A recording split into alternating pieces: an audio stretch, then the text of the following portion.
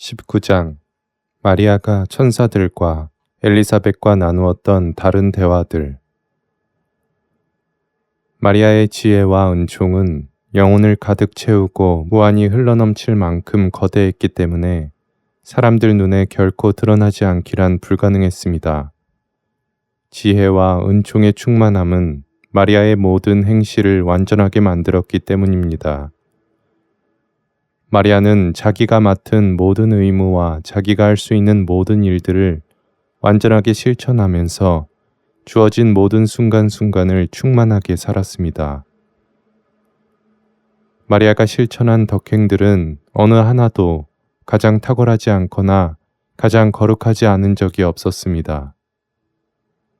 이 땅에서 나그네처럼 이방인처럼 살았지만 동시에 마리아는 어디서든지 하늘에서 사는 듯이 살았습니다. 사실은 마리아 자신이 정신적이고 영적인 하늘, 가장 영광스러운 하늘이었으며 하느님께서 거하시는 살아있는 지성소 그 자체였습니다. 이처럼 자기만의 기도방과 감시를 항상 제 안에 가지고 있었기 때문에 마리아에게는 나자렛의 집에서 지내는 것이나 엘리사벳의 집에서 지내는 것이나 실질적으로는 아무런 차이가 없었습니다. 같은 이유에서 엘리사벳의 집뿐 아니라 그 어느 곳이어도 마리아에게는 상관이 없었고 시간에 종속되지도 않았으며 어떠한 일을 하든 기도에 조금도 방해받지 않았습니다.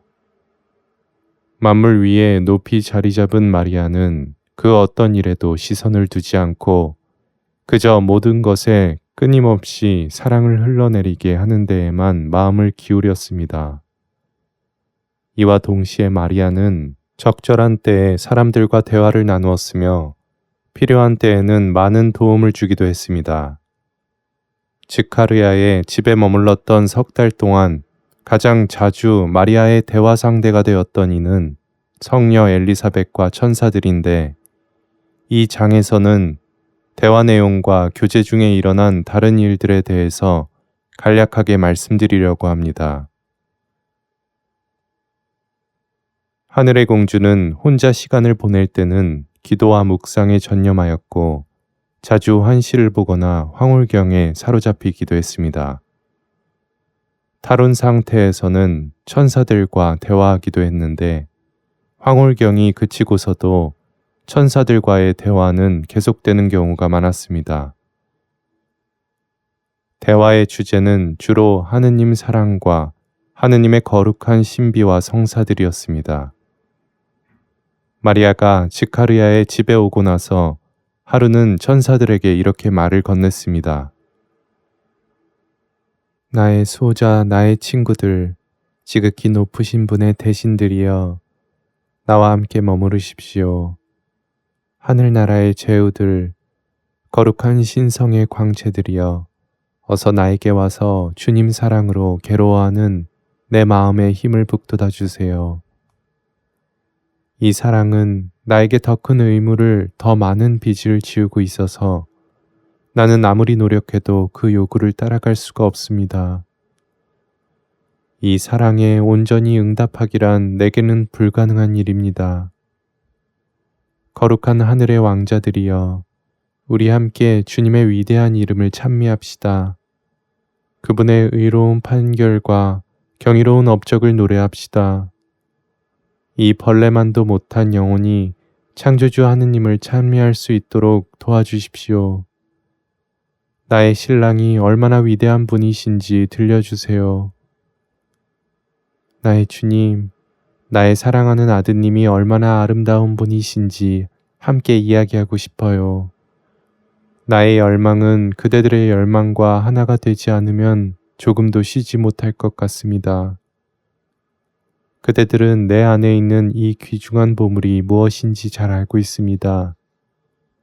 주님께서는 당신의 가장 성스러운 보물을 어떻게 이 좁고 연약한 그릇 안에 담아두셨단 말입니까? 오, 주님의 신비는 참으로 오묘합니다. 나는 그분의 비밀을 언제나 사랑으로 묵상하지만 그 심오함과 위대함은 아무리 해도 붙잡을 수가 없습니다. 죄가 될 정도로 나를 태워버리는 것도 이 사랑이고, 생기를 주고 나를 다시 살리는 것도 이 사랑입니다. 내 영혼의 불은 안식을 모르고 지칠 줄도 모릅니다. 내가 어떻게 쉴 수 있겠습니까? 나는 아무리 해도 내 사랑이 원하는 만큼을 다 채울 수가 없고, 이 사랑으로는 아무리 해도 내 빚을 다 갚을 수가 없는데 말입니다. 내가 원하는 모든 것을 다 하지 못한다는 사실이, 그리고 내가 해야 하는 모든 것을 다 원하지도 못한다는 사실이 너무나도 한스럽기만 합니다. 되려 그분에게서 끊임없이 더 많은 사랑을 받고 한없이 작아지기만 하는 나 자신을 보게 됩니다. 그래도 할 수 있는 한 주님의 사랑에 조금이라도 더 보답하고 싶은데, 오히려 사랑의 빚만 나날이 늘어가니 애가 탑니다. 세라핌 천사들이여, 그대들은 나의 이 사랑에 찬 고뇌를 알고 있나요? 나는 정말이지 사랑으로 앓고 있습니다. 자, 그대들은 내 주님의 빛나는 아름다움을 간직하고 있으니 그 마음을 내게 열어 보여주세요. 나도 그분의 빛을 받고 그분의 아름다움에 취하고 싶습니다. 사랑으로 지친 나에게 어서 생기를 북돋아 주세요. 천사들은 이렇게 응답했습니다. 창조주의 어머니, 우리 여왕이시여, 진실로 그대는 지고지순한 선이신 우리의 전능하신 분을 소유하고 있습니다. 그대는 진실로 하느님의 신부이며 하느님의 어머니입니다. 주님께서는 그대와 이토록 가까이 연결되어 있지 않습니까? 주님 안에서 기뻐하십시오. 그리고 영원히 주님을 간직하길 바랍니다. 그대는 사랑이신 하느님의 어머니이며 그분의 정배입니다. 생명의 샘, 생명의 유일한 원인이 지금 그대 안에 있습니다. 여왕이시여, 그대만큼 주 하느님 곁에 가까이 있을 수 있는 이는 아무도 없습니다. 하지만 그대의 불타오르는 사랑 안에서 휴식을 구하지 마십시오. 그대는 지금 지상의 나그네로서 살고 있습니다. 그대가 순례자의 신분으로 사는 한에서는 사랑은 완성에 도달할 수 없으며 사랑의 안식을 얻는 것도 허용되지 않습니다. 여왕께는 승리를 쟁취하기 위한 갈망이 끊이지 않을 것이며 더 큰 공로를 언제나 더 많이 더 새롭게 쌓겠다는 열망이 멈추지 않을 것입니다. 여왕이 맡은 임무는 모든 사람이 해야 할 의무들을 다 모은 것과도 비교조차 되지 않을 만큼 위대하고 막중합니다. 그럼에도 여왕이 하셔야 할 일은 계속해서 늘어나고 또 다른 수많은 소명들을 끊임없이 받으실 것입니다. 그대의 사랑은 뜨거운 불, 거대한 화염과도 같지만 여왕이 사랑하시는 그분은 그 불에 잡히지 않을 것입니다. 주님께서는 영원하고 무한하며 헤아릴 수 없이 완전하시기 때문입니다. 사로잡히는 쪽은 주님이 아니라 언제나 여왕이십니다. 주 하느님의 위대하심과 어미하심에 압도되어 그대는 항상 행복과 기쁨을 누리게 될 것입니다. 사랑받으셔야 하는 만큼 온전히 합당하게 하느님을 사랑할 수 있는 이는 오직 주 하느님 한 분뿐이시고 완전하게 그분을 이해할 수 있는 이도 오직 주 하느님 한 분뿐이시지 않습니까? 오 복된 여인이여, 그분 안에서만 그분을 더 열망할 수 있고 주님 안에서만 주님을 더 사랑할 수 있답니다. 그리고 영원토록 그러할 것입니다. 그것이 주님의 위대함이고 우리가 받게 될 영광이니까요.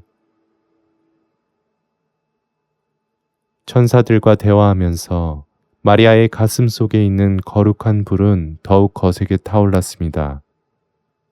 마리아는 구약 시대에 사제들이 반드시 지켜야 했던 규정, 곧 제단 위에서 거룩한 불이 꺼지지 않고 계속 타고 있어야 하며 그 불을 꺼뜨리지 않기 위해서 끊임없이 장작을 넣어야 한다는 규정을 충실히 따랐습니다. 실로 마리아 안에는 참된 제단이 있고 새로운 대사제이신 우리 주 그리스도가 계시며 마리아 안에서 제단과 감실과 그리스도는 사실상 하나이며 같습니다. 마리아는 그 거룩한 규정을 완전하게 지켰습니다. 왜냐하면 그리스도께서 마리아의 제단의 불에 당신 신성의 축복과 은총과 통교라는 장작들을 매일 새롭게 넣으심으로써 그 불이 나날이 격렬하게 타오르게 하셨기 때문입니다.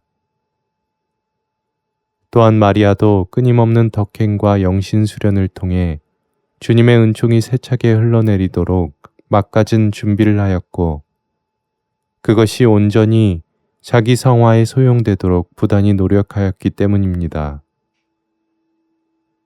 마리아가 세상에서 생명을 받은 첫 순간에 거룩한 사랑의 불도 그녀 영혼의 제단 위에서 함께 타오르기 시작했습니다. 그 불은 한번 타오르면 다시는 꺼지지 않는 불입니다. 주님께서 영원한 하느님이신 것처럼 그 거룩한 사랑도 영원히 불타오를 것입니다. 주님의 살아있는 지성소 안에 간직된 불이 영원한 불인 이유는 이와 같습니다. 앞서 여러 번 말씀드렸듯이 마리아와 대화할 적에 천사들은 종종 인간의 형상을 하고 있었는데 그럴 때면 육화하신 말씀의 신비가 자연스럽게 그들의 대화 주제가 되곤 했습니다. 천사들의 모우는 예언서 말씀과 성경의 여러 구절들을 인용하면서 육화의 신비에 대한 심오한 지식을 함께 나누었고 천사들은 그 지식과 통찰에 감탄을 금하지 못했습니다. 하루는 주님의 거룩한 신비를 찬미하며 천사들에게 이렇게 말했습니다. 높으신 임금님의 신하들, 하늘의 군주들, 주 하느님의 친구들이여, 나는 성경을 읽을 때마다 특히 이사야와 예레미야의 예언을 되새길 적마다 슬픔으로 가슴이 찢어집니다. 이사야와 예레미야는 우리 주님께서 겪으실 극심한 고통과 끔찍한 고문에 대해서 서술하고 있습니다. 솔로몬은 악인들이 우리 주님께 가장 수치스러운 죽음을 선고할 것이라고 예언합니다.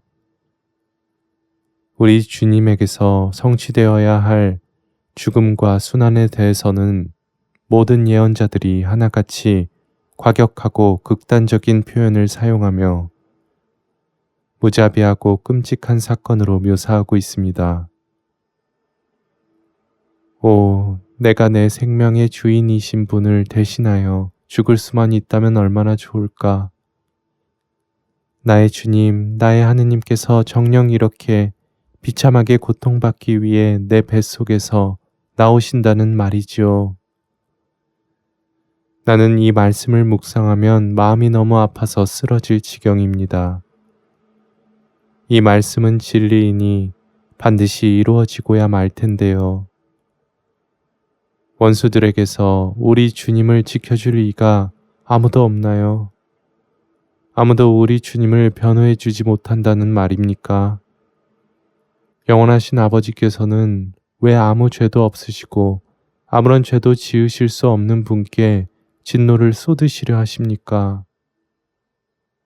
천상의 제후들이여 내게 말해주세요.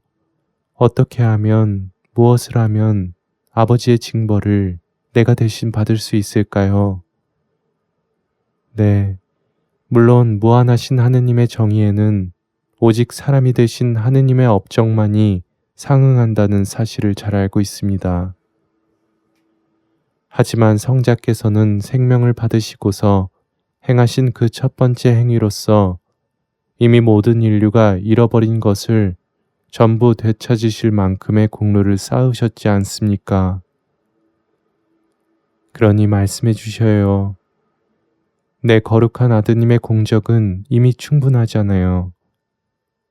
그렇다면 나의 죽음으로 내 주님의 죽음과 고난을 조금이라도 덜어드리려는 것이 큰 잘못은 아니지 않겠습니까? 나의 이 작은 소망을 하느님께서 불쾌히 여기시지 않으실 것이고, 이렇게 마음 쓴다고 해서 노여워하실 리도 없습니다. 아, 내가 지금 대체 무슨 말을 하고 있는 걸까요? 나는 주 하느님의 뜻에 복종하고 모든 것이 주님의 뜻에 따라 이루어지기를 간절히 바랍니다. 그렇다면 이 타는 듯한 사랑과 아픔 앞에서 나는 어찌해야 합니까? 마리아는 특히 임신 기간에는 이러한 내용으로 천사들과 자주 대화를 나누었습니다. 천사들은 마리아의 고뇌와 근심을 함께 느꼈습니다. 마리아에 대한 공경과 경외의 마음으로 천사들은 그리스도께서 인류를 구원하기 위해 죽으셔야만 하는 이유가 무엇인지, 사탄을 정복하고 그의 소나기에서 인류를 되찾기 위해 죽으셔야만 하는 이유가 무엇인지를 자세히 설명해 주었습니다.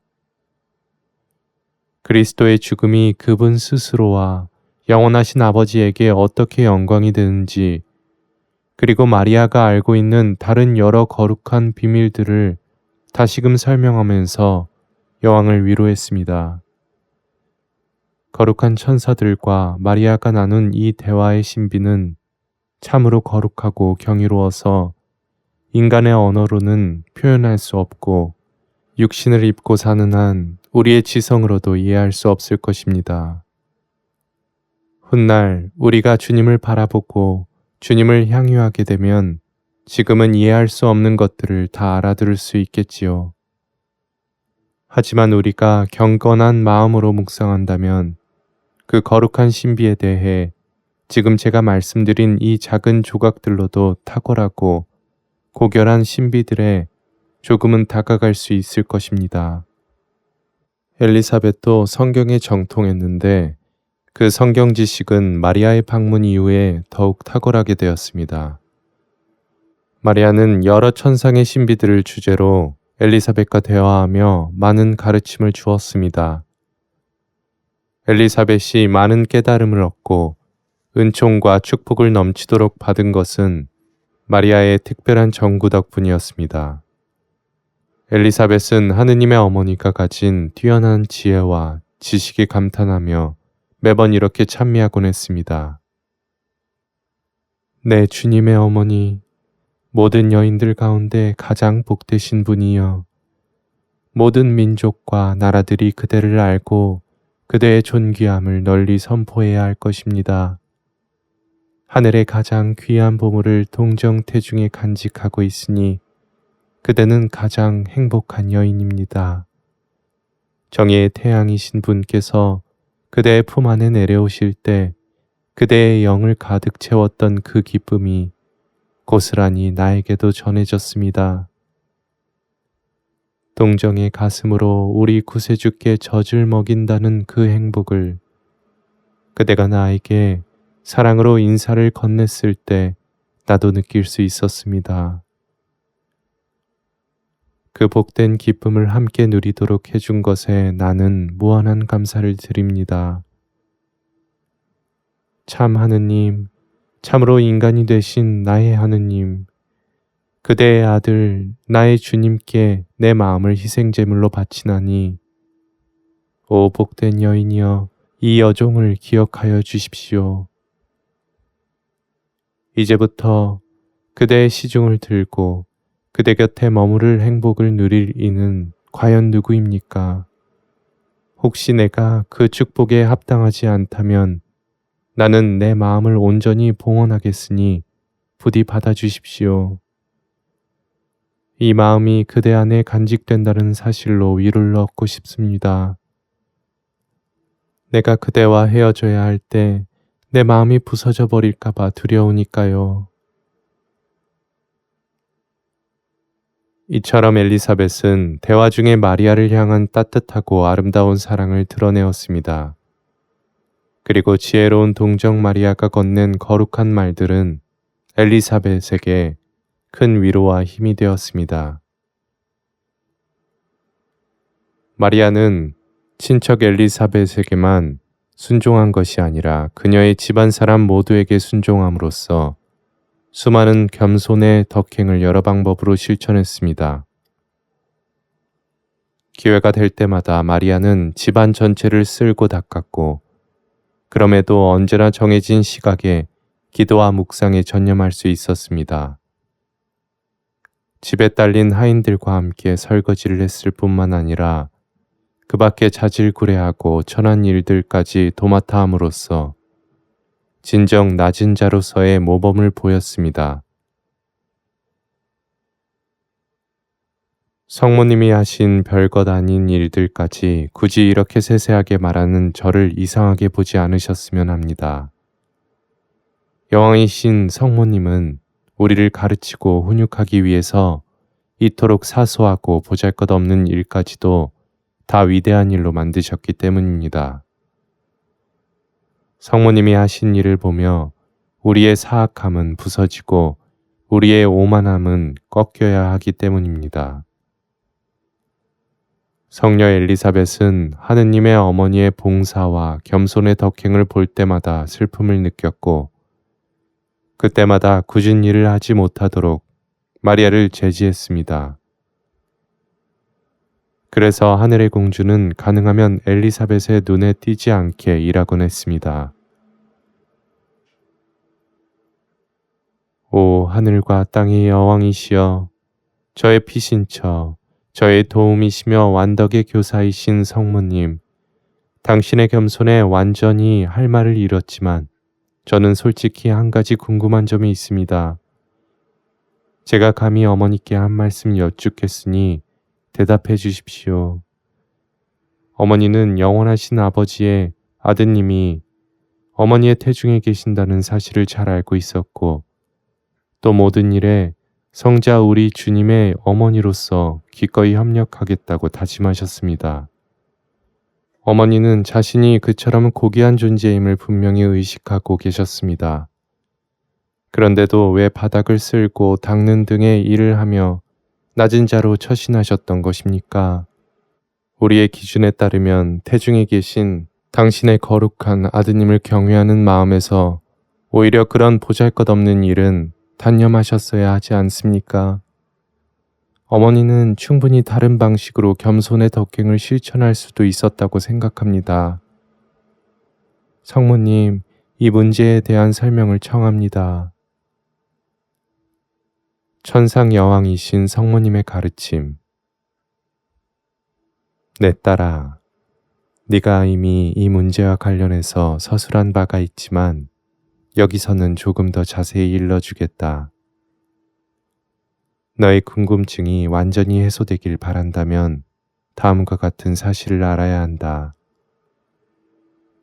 아무리 작고 사소한 것이어도 네가 그 외적인 활동을 덕으로서 실천한다면, 그리고 그것이 올바르게 질서 잡힌 활동이라면 그 어떠한 활동도 창조주 하느님께 드리는 흠숭과 경배와 찬양을 방해하지 못한다는 사실을 말이다. 덕행을 올바르게만 행한다면 다른 덕행과 대립하지 않으며 다른 덕행을 배제하는 일도 없다. 오히려 영혼 안에서 서로 조화를 이루며 하나가 된다. 내 안에서는 성덕들이 특별히 더 완전한 일치를 이루고 있었는데 외적인 활동에 전념하는 중에도 나는 최고선을 내 눈에서 한순간도 놓친 적이 없었기 때문이다. 나는 무슨 일을 하든지 하느님의 영광을 생각했으며 내가 하는 모든 일을 하느님의 영광을 위해 바쳤다. 그리고 만물을 창조하시고 붙드시고 주재하시는 하느님께서는 우리의 행동들 중 어느 것 하나도 멸시하시거나 작게 보시지 않는다. 우리의 덕행이 보잘것없다고 불쾌히 여기시지도 않고 화를 내시지도 않는다. 그래서 주님을 진정으로 사랑하는 영혼은 자기가 행한 덕행이 작다고 해서 그분 앞에서 부끄러워하는 일이 없다. 왜냐하면 모든 영혼은 그분을 만물의 처음이자 마지막으로 알고 모든 것의 원인이자 최종 목적으로서 찾고 구하기 때문이다. 인간은 생명을 유지하기 위한 활동들과 그 외 낮은 수준의 여러 비천한 활동들을 하지 않고서는 살 수 없는 육적인 존재다.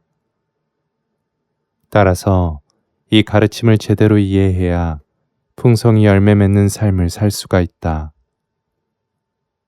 일상에서 보잘것없고 천한 일들을 하는 중에도 창조주 하느님을 생각하지 못한다면 영혼은 자기 공로를 쌓는 덕행과 선행을 지속시킬 힘을 갖추지 못하게 되며 그것들을 실천할 적마다 여러 가지 이유로 중단할 수밖에 없게 된다. 이는 각자가 받은 은총을 활용하는 일에서도 마찬가지이며 오래 지나지 않아 우리의 삶은 온통 이러한 결함으로 가득 차게 된다. 그럼에도 이것이 매우 큰 잘못이며 비난받을 태도라는 사실을 알고 있는 인간은 거의 없다. 이러한 가르침을 따라서 육신을 입고 사는 한 피할 수 없는 활동들에 대해서는 그것 때문에 조금도 시간을 낭비하지 않도록 생활 규칙을 세워야 한다. 한번 흘러간 시간은 다시는 돌아오지 않는다.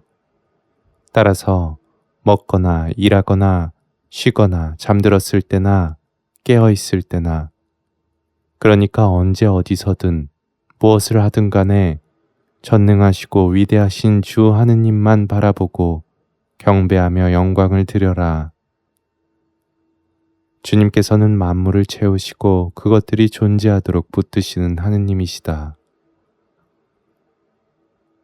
겸손의 덕행을 끊임없이 실천하도록 나를 다그쳤던 생각들이 있었는데 너 또한 나처럼 그러한 생각들을 간직하고 살았으면 한다. 요컨대 나는 성자께서 낮은 자로 이 세상에 오신 것은 세상에 당신의 말과 행위로 겸손의 완전한 모범을 남기기 위함이며 인간의 교만을 꺾기 위함이고 대고적 인간의 범죄와 동시에 루치펠이 뿌려두었던 가라지를 전부 뽑으시기 위함이었다는 생각을 갖고 있었다. 하느님께서는 내게 겸손에 관한 매우 심오한 지식을 내려주셨고 나는 겸손의 덕이 주님께 얼마나 큰 기쁨이 되는지를 깨달았다. 바닥을 닦는다든지 거리의 빈자들에게 입맞춤을 하는 것과 같은 행위를 실천할 수만 있다면 기꺼이 세상 모든 고통을 나 혼자 다 짊어지겠다고 했을 정도였으니 말이다. 내가 겸손을 얼마나 사랑했는지, 얼마나 아끼고 소중히 여겼는지 너는 알지 못한다. 겸손이 얼마나 위대하고 아름다운 덕인지 인간의 언어로는 설명할 수 없으니 겸손에 대한 나의 사랑을 말로 표현할 수 없음도 당연한 일이다. 너는 그것을 먼 훗날 오직 주님 안에서만 이해할 수 있을 것이다. 그러므로 너의 마음속에 이 가르침을 잘 새기고 그것을 너의 삶의 규범으로 삼아라. 그리고 인간의 허영이 경멸하는 모든 것들 속에서 이 가르침을 실천하여라. 반면에 인간의 허영이 우러러보는 모든 것들은 경멸하여라. 그것은 하느님의 눈에는 역겨움과 혐오를 일으키는 것들이기 때문이다. 겸손의 끈을 놓지 않고 언제나 낮은 자의 삶을 살되 생각은 깨끗하고 고결해야 하며 말하는 것은 천사들과 대화하듯이 행동 거지는 하늘에서 거니는 것과 같아야 한다. 천사들과 교제하고 많은 대화를 나누어라. 그러면 내 거룩한 아들 그리스도의 신비와 신성에 대한 알과 빛을 얻을 수 있을 것이다. 사람들과 대화할 때는 그 대화가 너로 하여금 더욱 열정적으로 겸손의 덕을 실천하고 하느님을 사랑하게 하는 것이게끔 하여라. 언제나 모든 사람들 가운데 가장 낮은 자리, 가장 끝자리를 찾아라. 네가 마음속으로부터 진심으로 그것을 원해야 한다. 그래야 정말로 겸손을 행할 기회가 찾아왔을 때 네가 재빠르게 그 기회를 잡고 겸손을 실천할 수 있다. 너 자신이 모든 피조물 중에 가장 쓸모없고 비천하고 못난 존재임을 뼈저리게 깨닫고 그러한 너 자신을 진심으로 인정할 때 비로소 너는 너의 육신의 참된 주인이 되며 정념들을 통제할 힘을 얻게 된다.